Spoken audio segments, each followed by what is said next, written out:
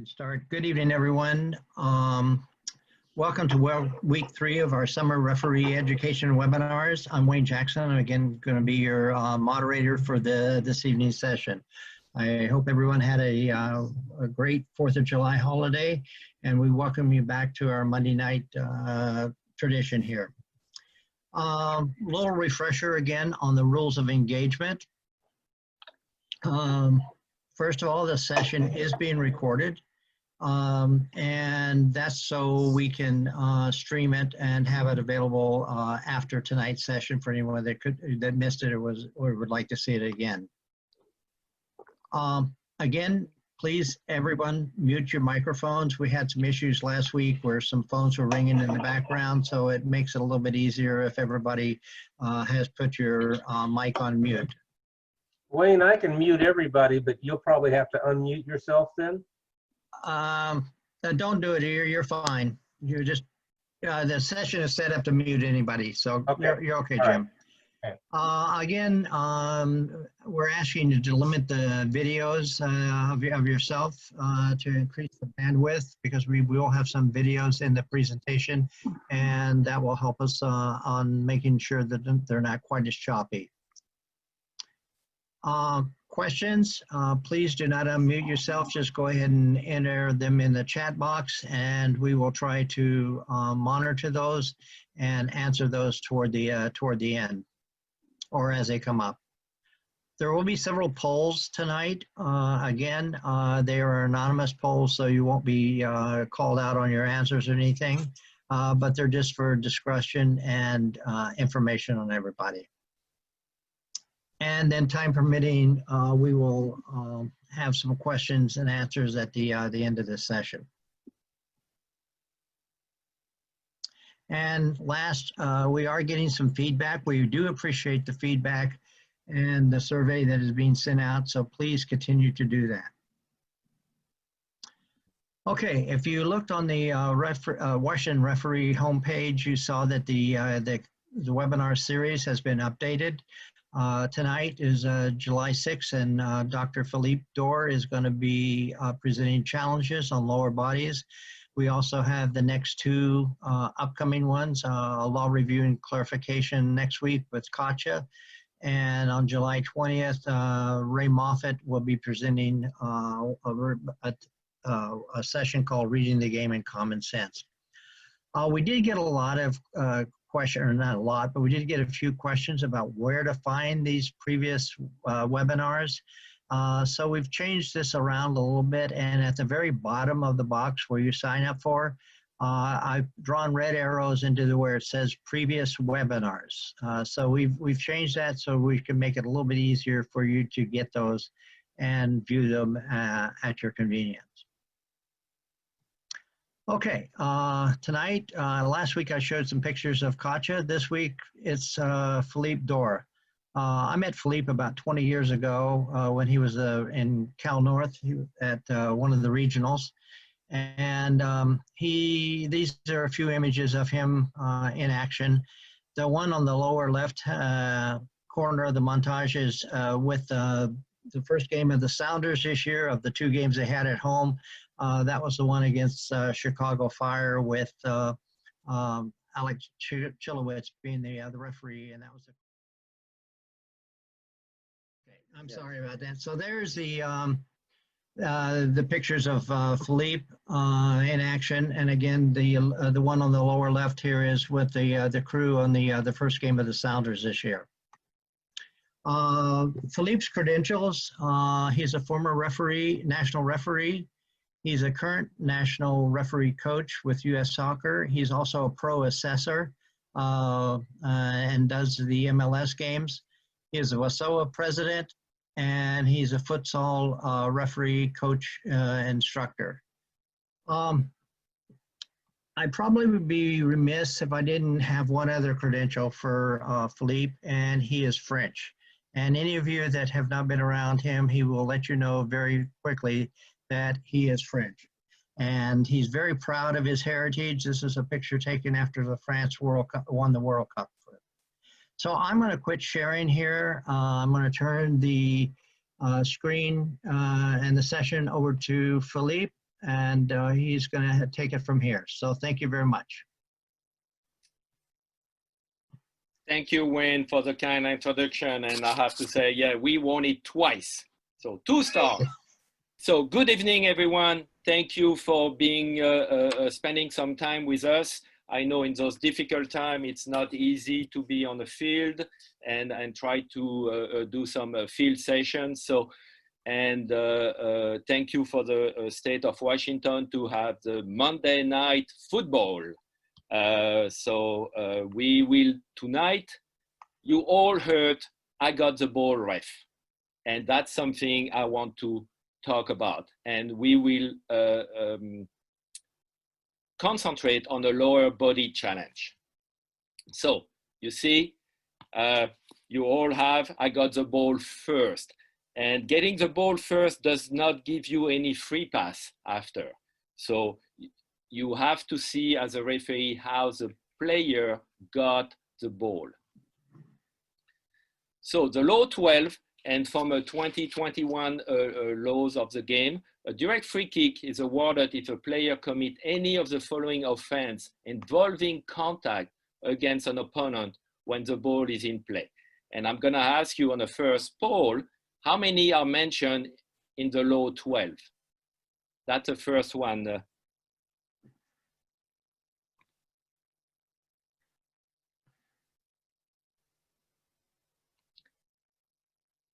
So I will give you about what, 30 seconds here.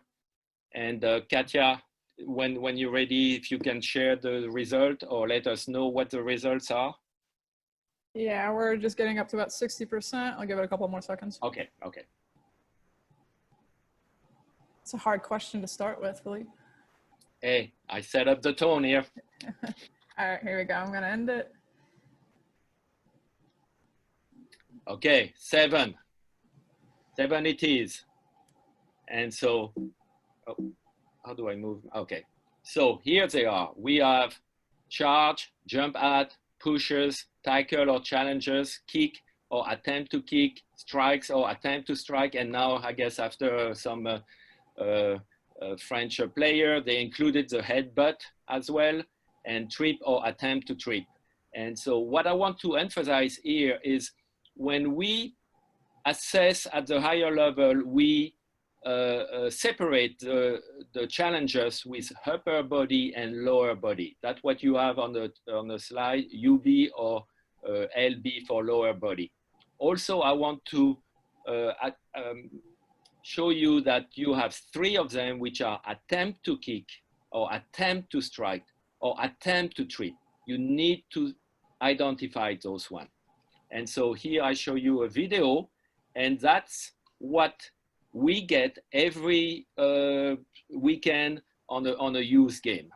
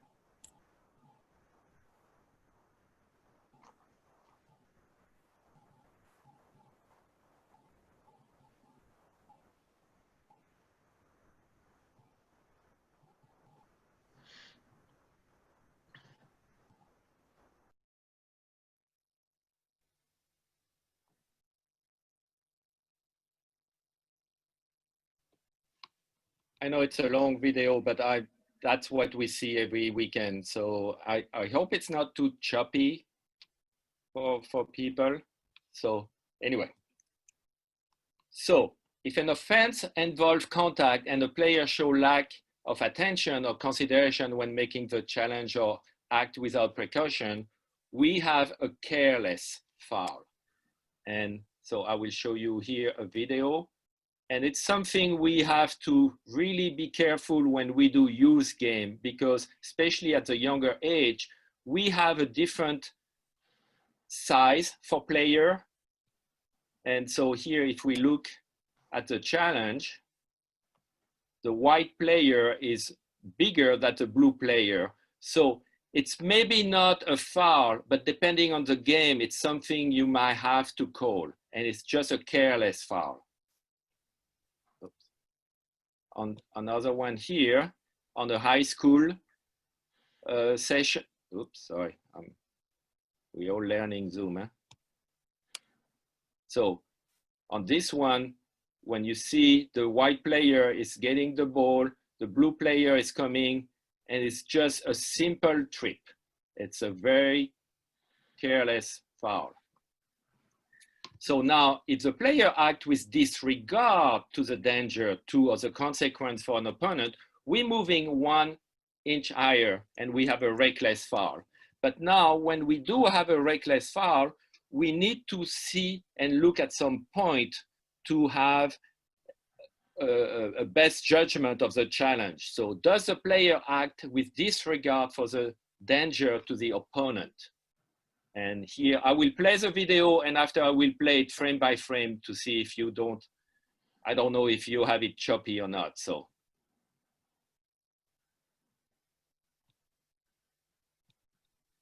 on this one, again, on the high school game, you have the white player with trying to get the ball from the dark player, but he's going and he's launching himself. And so when he's trying to get the ball, he's putting his opponent in danger. Does the player act with disregard for the consequences of the player? So that means that if I will get the ball, but I will get the ball by all means, and it doesn't matter what happened to my opponent.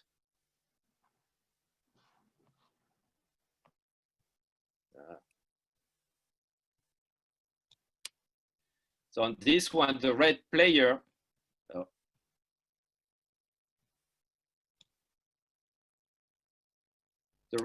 is trying to get the ball and he's lowered down his body.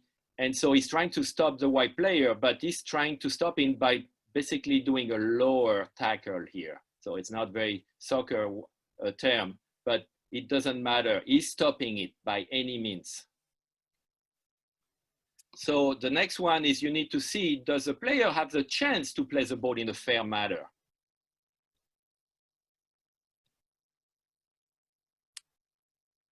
So here the defender, the white player is getting the ball, the attacker, and you could ask yourself, what are the chances for the blue player to get the ball here? And even if he's getting the ball, where will the ball go?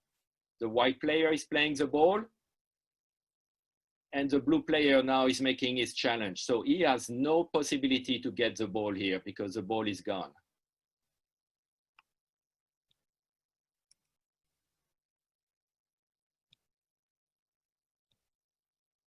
I will play them frame by frame so it's easier. So the blue player is getting the ball. Defense, white is trying to get the ball. The ball is on the front of the blue player. And now the white player is making his tackle. So the ball is even in the front. So one key you need always to look also is where the ball goes after the challenge. So the white player had no chances to get the ball here. Does the challenge put an opponent in a dangerous situation? And so look at this one here. So the ball is coming from you left. It's hard to see it. It's pretty high. The ball is coming from the top above the head. And so the white player, what are the chances for the white player to get the ball here? And he's kicking at the lower body of the blue player.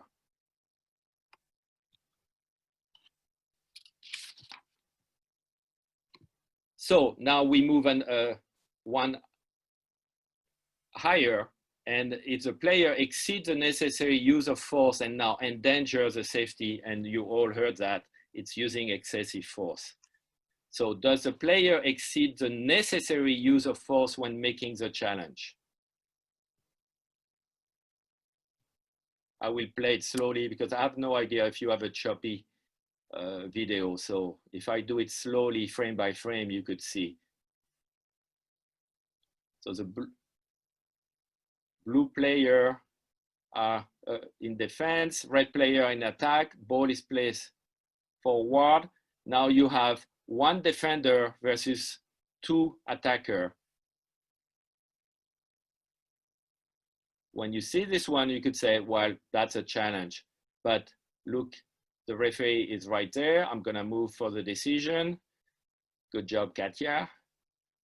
And so just look here. We will go after for the point of contact. That's all you need to see here. The ball is here, but the blue player straight leg right there. And now does the player launch at an opponent? And so when we say launch, front, side, or behind. I remove the sound, so all the video.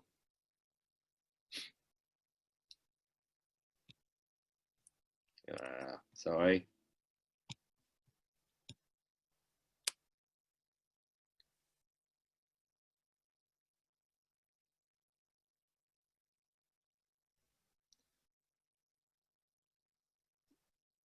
The dark player is launching and make contact right at the ankle, right on the front of the referee.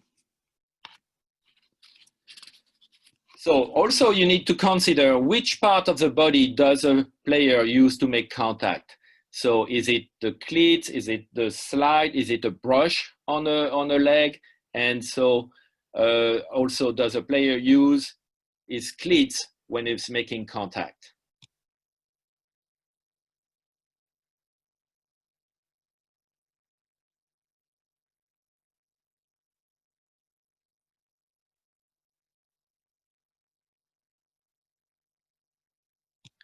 Okay, on this video, I just want to make a point is you have a USL, which is a semi-professional league.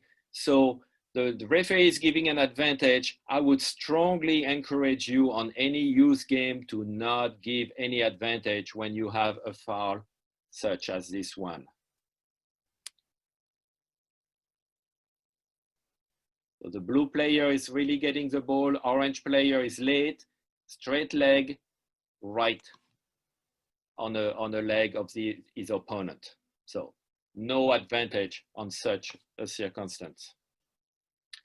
So now you need to identify the foul challenge. And so I would have a poll here is what's the major key requirement when you want to make the correct decision? So Katja, that's the second one. I give you about 30 seconds. Or Katja, you tell me when you get almost 90%.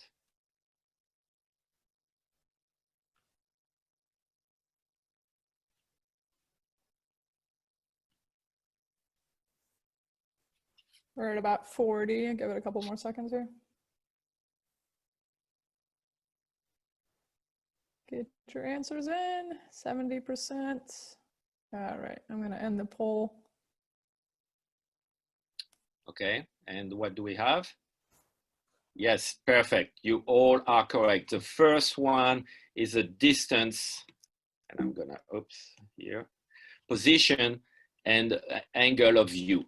And so if you have to make a decision because you are caught in a counter attack, angle of view would be the one you need to concentrate on. But also you need to focus on the player movement and the speed of when they make contact. And you need to focus on the movement and the position of the ball. It's what I mentioned earlier. After a challenge, you need to see where the ball is going. Was the ball touched by the defender or was the ball touched by the attacker? And you need to focus on the exact moment of the contact, not the foul, not before. It's an exact moment. And so in order to have the exact moment of contact, you're gonna have to work on your position, which means fitness, and you have to work on the angle of view, which means always moving, never standing, maybe one step left, one step right, but always moving to get the best angle of view. So FIFA gave us some consideration. And so maybe some of you have seen the list, and some years ago we had maybe 6, 7 pages of consideration depending on the challenge. Lately, the FIFA reconsidered the consideration in a smaller list. But the first one is protect the safety of the player. Always, always, always. And you need to adapt the safety concept of the age of the player you're referring.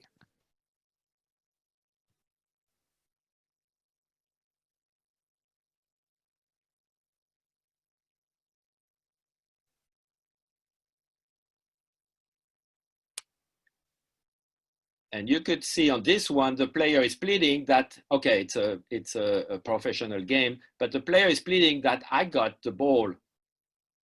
It's not a foul, but the point is here. So he's getting the ball, but you see the trailing leg, which is here, is the right leg, is following and getting the standing leg of the white player.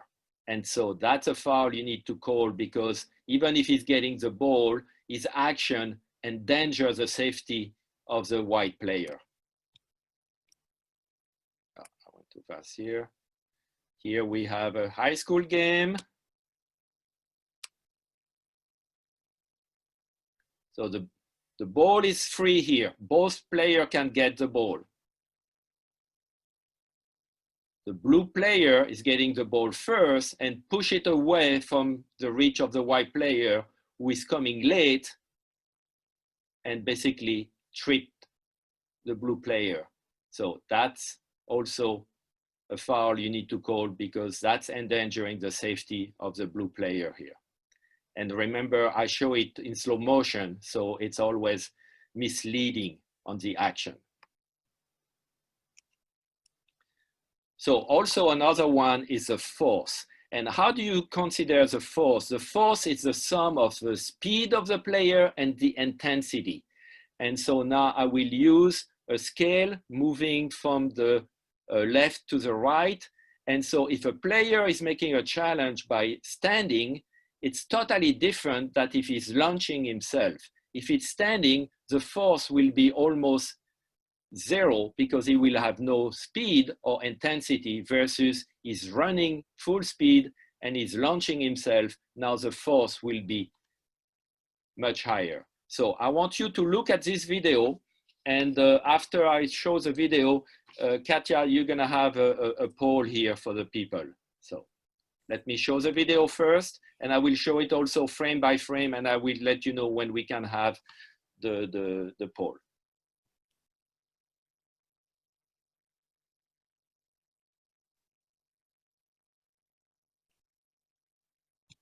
So let me show it again, slow motion.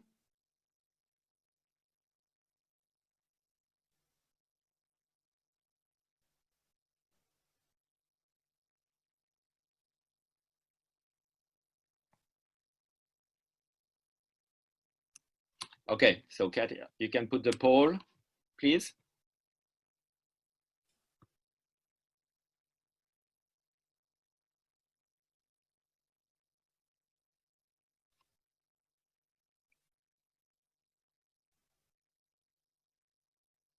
People are quick with their answer. We're at 75% already. And it's good, because they have to make a decision very fast. I mean, don't think too much in a game, because when you think too much, when you blow your whistle, the action is already far away. All right, here we go. Okay, what do you have? Yellow card, red card. So here I will use something you all have heard is an orange card.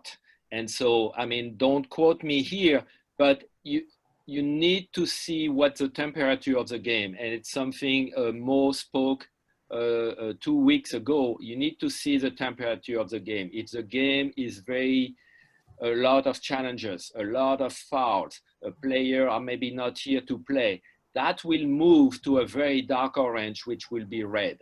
Here, for a yellow, we could see that the white player is launching himself, but he's not making contact with his straight leg. It's basically his trailing leg at the knee, and the knee is hitting at the level of the opponent knee. And you could see the knee moving, but the blue player is not standing straight in the ground, so he's still moving, he's jumping. I'm losing my, okay. So also, you could see the referee here is over there. He's basically walking when everyone is running. And so he has one player, two player between the challenge. So here, that's cooperation with the AR, who you could see was right there at the beginning, and he has a clear view of what's going on. So AR, in the modern game, AR, you're not here for just calling offside. You're here also to help the referee. If it's nearby your green zone, which is on the front of you, you need to help the referee and you need to call those fouls. So another consideration is the point of contact. So was the contact on the foot, or was the contact on the soft part of the foot, which is the Achilles? And on the foot, was it on the top of the foot or was it on the side of the foot? And depending on the point of contact, you might move from maybe a careless to a reckless to an excessive force.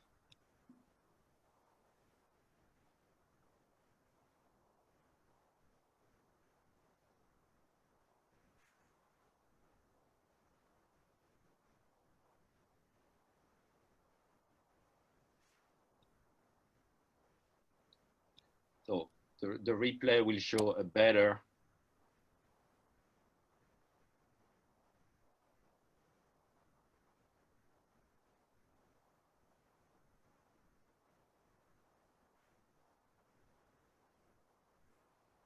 The contact is right, it's made right here on the Achilles of the white player. And the ball is over there.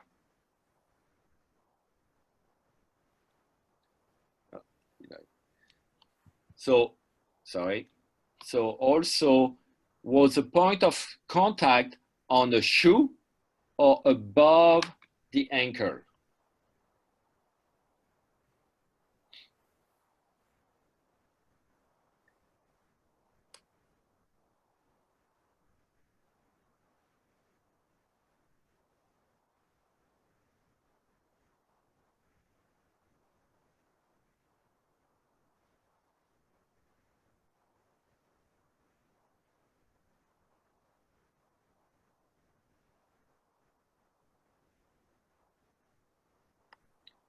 So the point of contact here is right above the ankle.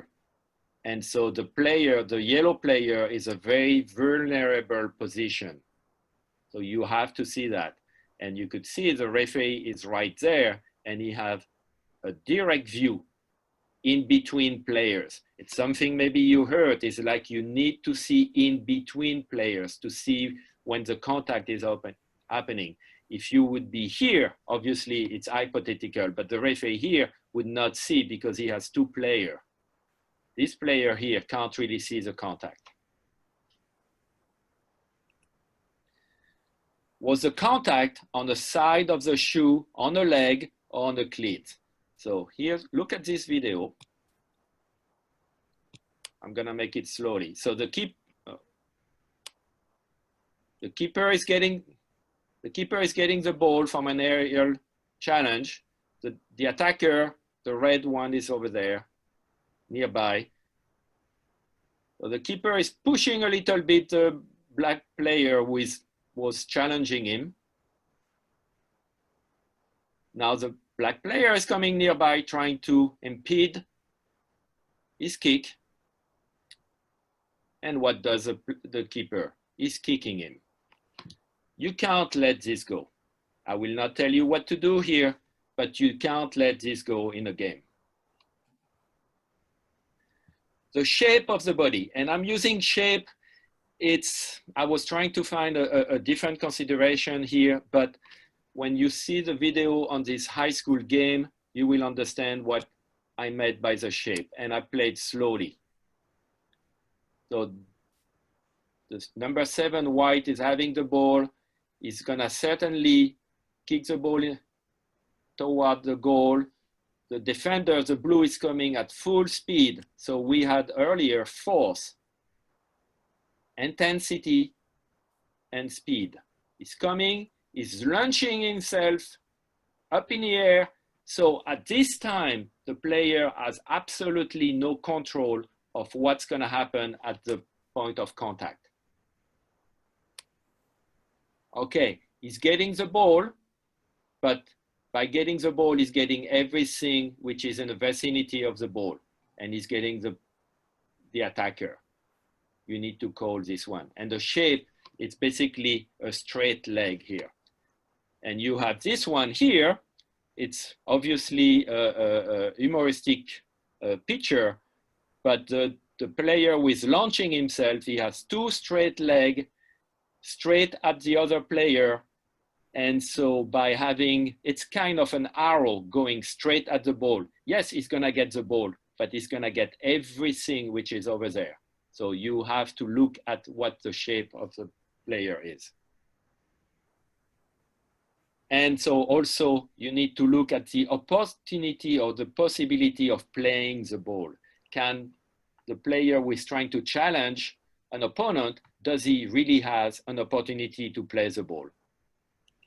Is it a late tackle, or is it no play on the ball at all?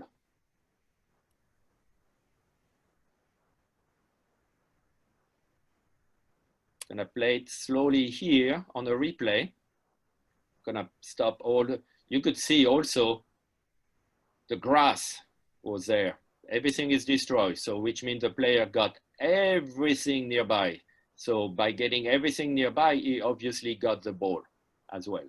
So I'm passing all of this to see the replay here. So 23 orange is trying to get the ball. Gray, whatever, 13 is coming behind. Does he really have, in your opinion, a chance to play the ball here? He's launching himself, so now he's up in the air. He has absolutely no control of what he can do. And he's getting the trailing leg of 23 when the ball is gone. And the grass. Oh.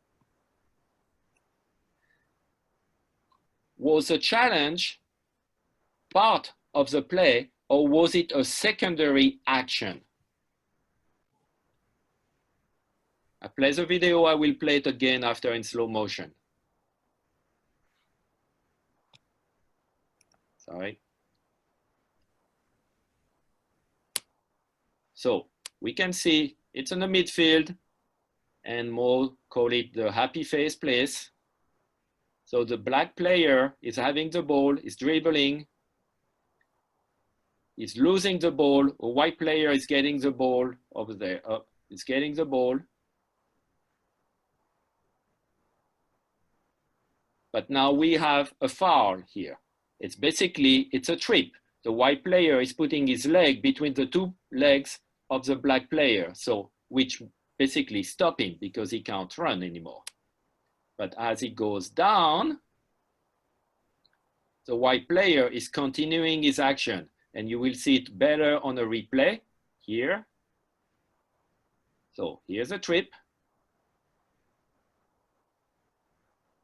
And on the action, the white player is using his right foot and is stepping right on the calf of the dark player.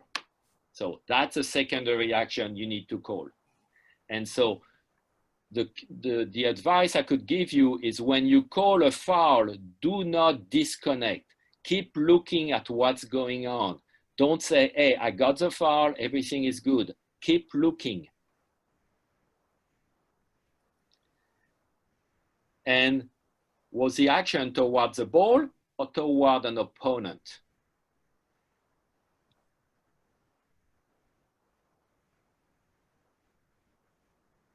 So I will show it for you in slow motion. So the ball is going nearby the touchline. 17 is the defender is going. The number 20 dark player is coming there. He's getting the ball, he's pushing it, but 17 is keep going on his action. He's not even playing the ball. It's a secondary action. He's pushing him away. So you need to identify those ones. And I have to say that when you will do more and more game, those fouls, you could see them coming before they actually happen. So the last one for the FIFA consideration is you need to decide on the disciplinary sanction, reckless excessive force. So I just show you a video here, and after I can come give you some comment.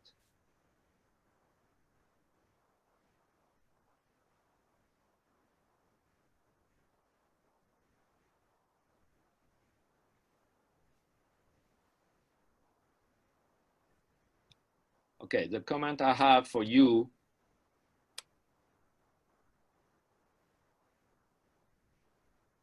Never get too close from a player. Always have at least the length of your arm between you and the player. It's always safer. And the last one is make sure the player is looking at you. Here he's going away, he's looking at you. So take your time when you want to display a misconduct. So lower body challenges. Ball first does not matter. An unfair contact is an unfair contact, regardless of they getting the ball. And you need to see of who initiate or create the contact. So I'm gonna show you a video here, a replay, and actually it's a game which happened, I think last week on the NWSL in Salt Lake City. And it was a perfect, when I look at the game, it was a perfect example. So let me show you, and we're gonna have a poll after. You're gonna have to make a decision, and the decision will be a foul, no foul, and if it's a foul, direct or indirect. And after, you're gonna have to decide, is there no card, yellow card, or red card?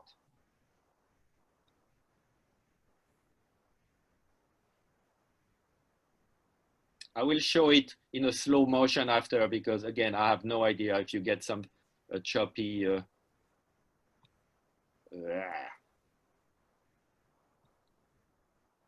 Okay, here we go.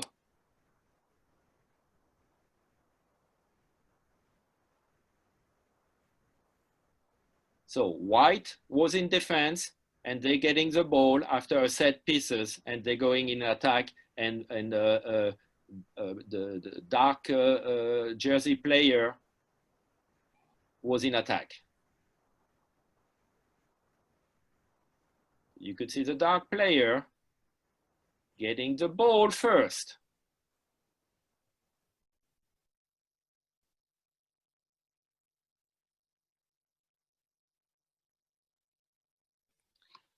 Okay, Katja, if you can get the survey. Thank you.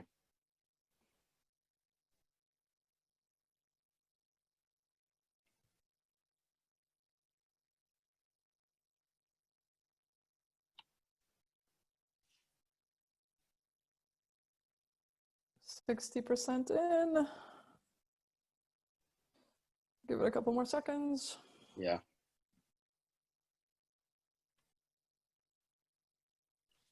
Yeah, 85%. Here you go. Excellent. Direct free kick, yellow card. So the question would be, first, do we have a foul or not? So, like we said, the black jersey player is getting the ball first, kicking away. But after you get the trailing leg and the front leg chopping the white player leg right here. So now we have a foul, and it's a secondary action. what we spoke earlier. So is it going to excessive force or is it just reckless? And so like you all voted, you are correct. It's right at the reckless level because the intensity, the force were low. I show you a replay. So it's because the live action, the camera was far away. So direct free kick, yellow card. And so I want to leave you on one cartoon I really like. And so can apply to every game you will do. I'll let you read it, so.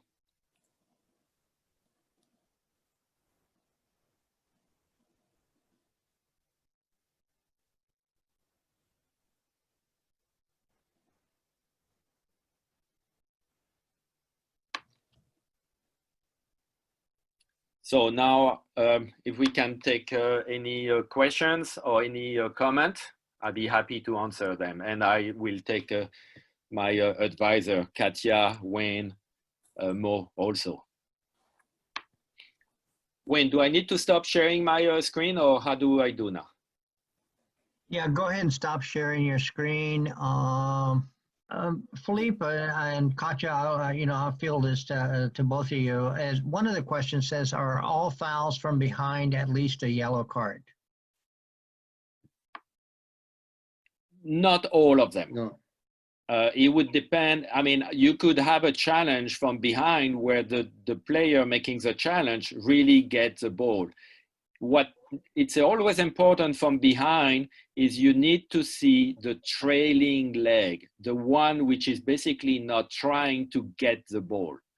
And so that's what you need to look and to see where the contact is and how was the foul made, the challenge made. Katja, if you want to add something. Oh. No, I completely agree. There can be fair challenges from behind.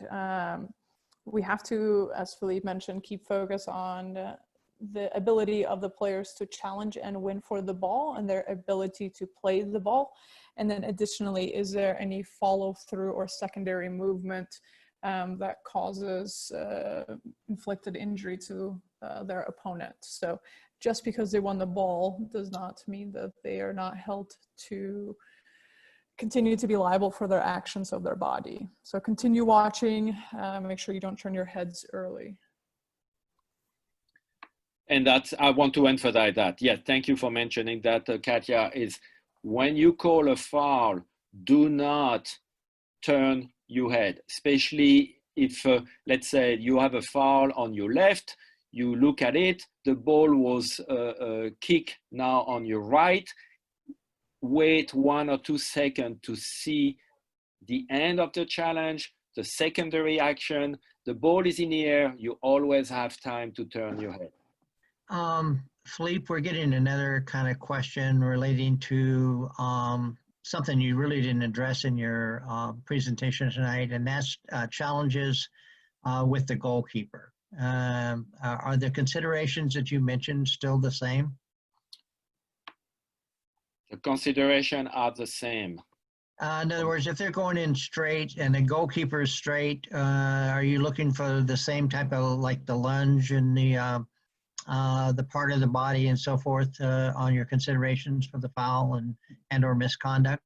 Okay, that's one part of we will address on another presentation where we go to the upper body challenge, because we always said, especially when the keeper is trying to get an aerial ball coming up, he's jumping and he's going with his knee on the front or something, and you always hear, the goalkeeper has to protect himself.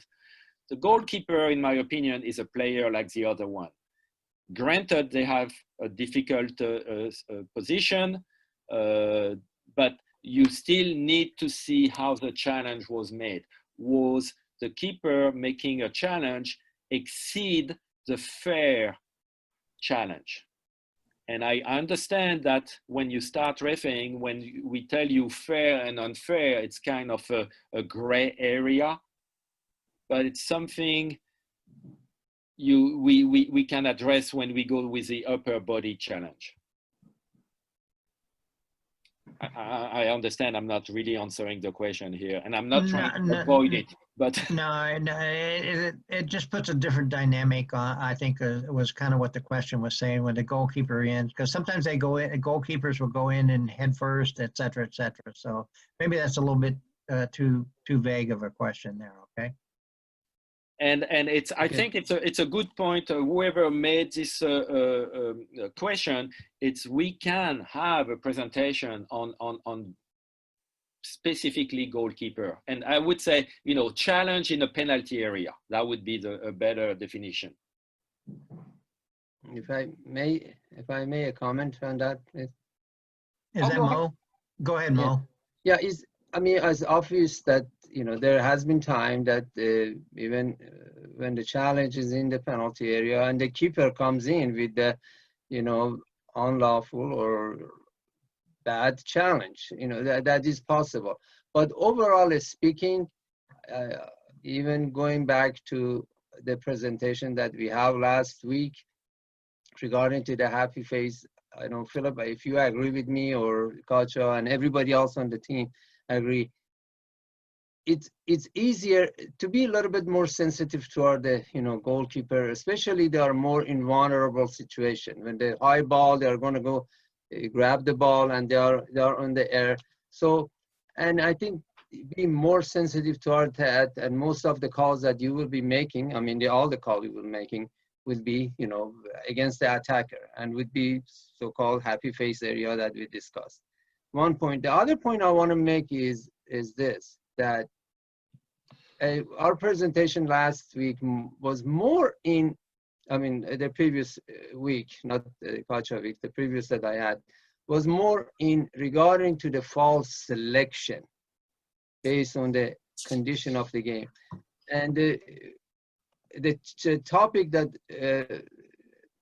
Philippe presented, very vital, very important topic, was more about foul recognition. How do you recognize, you know, the foul?